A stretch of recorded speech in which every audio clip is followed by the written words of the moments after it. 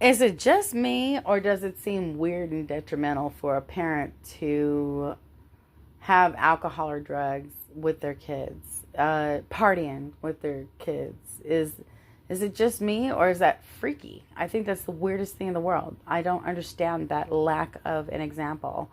My dad smoked for years, and when he saw me pull out a cigarette one day, oh my goodness, he started refraining. It was so funny. And he even went to lights. He was trying so hard to quit before he did. Right when he was actually quitting, he had the missionaries send me a message to let me know that he was preparing for baptism. I think that's so groovy. But that's why I did his work. It's sweet. And I'm doing the rest of my genealogy right now.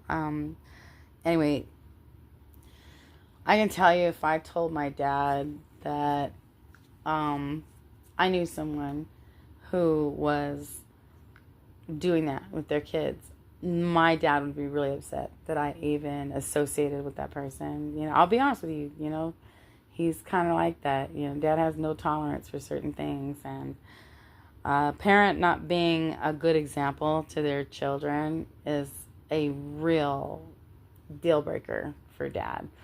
And that's why, it's funny because even when we grew up, dad didn't date, And my dad believes, and I do too, you don't date unless you intend to seek marriage, You're not out there just having fun. And anyone who does that really can't be trusted in anything, Why do you think it is that in the corporate world that you can't get anywhere until you're married? That's why people will fake marriages, because it makes them look like they're a certain established person, like they're a person of a certain temperate, you know what I mean?